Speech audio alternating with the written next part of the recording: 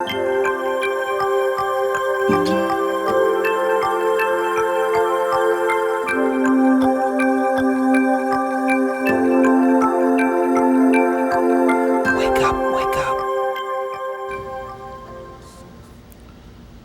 was a very interesting experience. I mean, I was writing, oddly enough, I started writing the songs in January of 1999, and I stopped writing the songs in September, and that was it. There was previous records I had done lots of songs for a project. For this one there was only that amount of songs. It was very strange in that way. It was almost like it was laid out for me, and I spent quite a bit of time writing it. But the experience was a very happy experience, which was new for me for writing a record. And I wanted to really try to do something on that level and make it believable, you know, or hold up. So it was, for me, it's probably the strongest body of work I've done in terms of songs, you know, I think. Glastonbury, some of it. Yeah, parts of it. It started actually in Rockwood. It's a small town outside of Toronto. On January of 2000, I started recording it in a little church on a rock, a very solid ley. It was actually a ley line. I went into this, I talked to the priest to see if I could rent the church, and he mentioned this is a ley line and it's very solid Canadian rock. I mean, it's a town called Rockwood, and it's really amazing energy there. It started there. And then there's some birds at the beginning that are in the Bavarian forest in Germany that reminiscent from Parsifal, you know, with his story of the Grail. So there's a lot of links, and then of course Glastonbury, the little wattle church. I think it's the wattle church. It's one of the churches next to the thorn tree. I recorded one song in there, and also one of the gallery lay in the sunlight Gallery of Eagles, which is a short poem I recorded on the grounds of Glastonbury. I went there for I had to go there. I just felt I should go to Glastonbury. I've been meaning to go, and I took just a mini disc recorder with me, and that's where it was recorded on that. So a lot of stuff was recorded out of a backpack, just with my guitar and small little recording unit. And it was a really neat experience. Glastonbury was very had a profound effect on me. It was interesting, the journey of that record. There's no doubt about it. Let the trumpet sound. To me, it's just it's mystical, and it's a time of mad. Just when I was a kid, I lived in England. I lived in a kid when I was in England, and I was very intrigued. I used to go to a lot of castles and stuff, and it was partly that returning or revisiting something in my past, and also it's just part of my heritage, you know, my English heritage. So I was revisiting that too. And Glastonbury had a profound effect on me.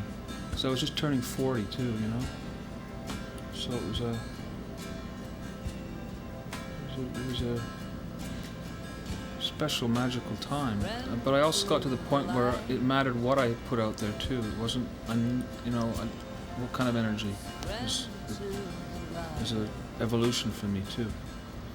I'm working on a new project, a new book, a book that involves characters, which is good, and I'm putting songs into this book. So it's a new CD with a book. So it's expansion. I've done a lot of drawings in the past too, and I'm putting everything into one. So it's challenge. Good though. It's interesting, the path of it, and the sadness and stuff. You know, I don't know. It's really hard for me to describe. I try not to go there anymore. Actually, I try not to go to too many sad places anymore. I have in the past. It's a healing record, and I needed it. I needed to go. I needed it as much for me as at the time when I was writing it. Yeah. It reminds me. It's a good place to draw from, those songs for me. To go back to when I'm having a hard day. has no fear. I feel a new wind coming, you know? I hear different magical new sounds. And I'm open to the adventure. And it's into the challenge, into the unknown, really. Yeah, I feel that music, the best form of music for me is music that touches, well, for me, touches, you know, heals or touches or speaks in a higher level or something. I mean, I think I was reaching musically a level, you know, going up to, but I know one thing, that it's a good place for me to go, to gather, it's a good place to draw from, you know, spiritually, from me, yeah. So I hope other people maybe gather that too, or get something from it in that way. Feels like Wonderland.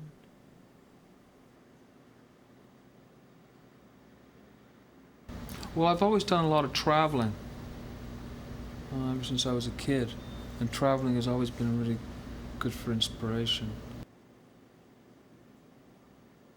Being in your own truth, I think, is very important, and taking time taking time, I think, too, to find that place, and then letting it flow, you know, letting the energy flow, and it's really something that you have to work at, you know. Maybe it's meditative state or something, but it's a place that it's like a river, you know, and it just flows. Surrender to the light.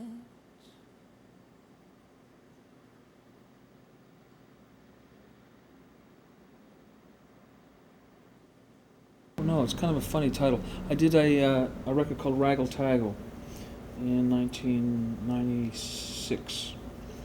And I had been carrying this book around with me for 20 years, since I wrote the first poem in 1981.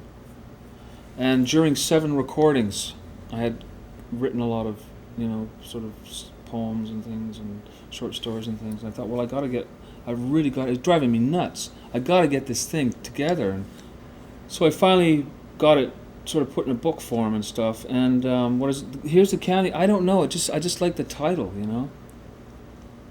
And I was in a candy store, and everybody was smiling. I said, "That's what they want. They want candy." And I just thought, "Here's the candy." Nothing more than that, really, right?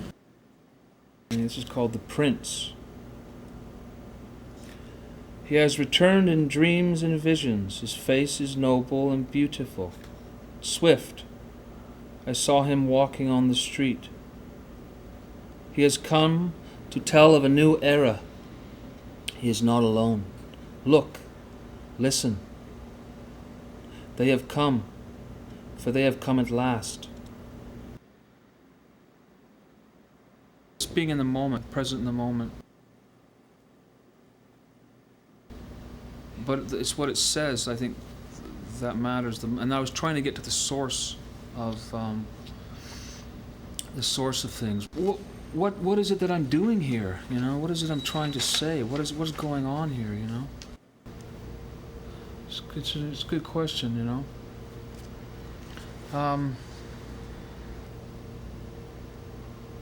I'm at a place now where I'm meeting people that come along, and they're almost like a mirrored image of something that I've been working on. It's very strange. I mean, happy. It's like I think. I mean, the Dalai Lama talks a lot about finding a place of enlightenment or being very happy. It's a good state. It's where the mind is there. That is where the treasure is. You know. I try to get there. Nobody's will be somebody's. Somebody's will be nobody's. I think Jesus said that.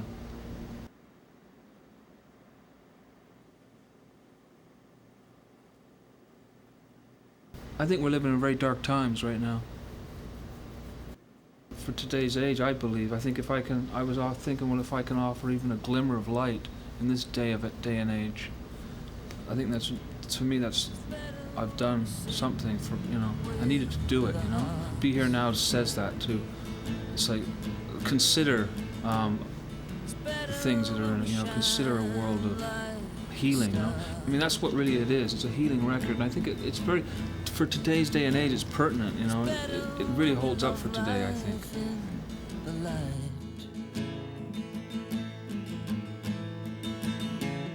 It's better when manna comes from the sky.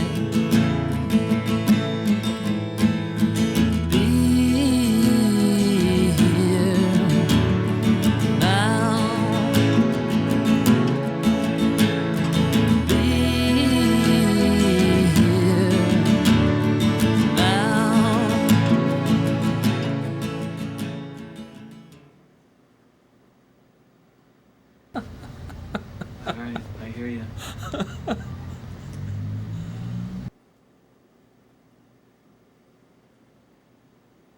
I mean, it's not a slick produced record at all.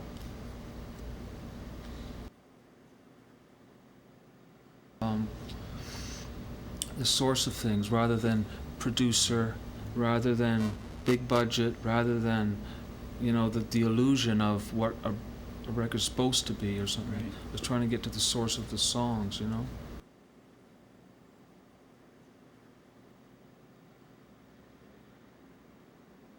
I know, I have to present it in the right way. I think it's very important. I'm hoping everybody needs some help. Totally. Right? You helped me. Everybody needs some help, a helping hand, right? Alright.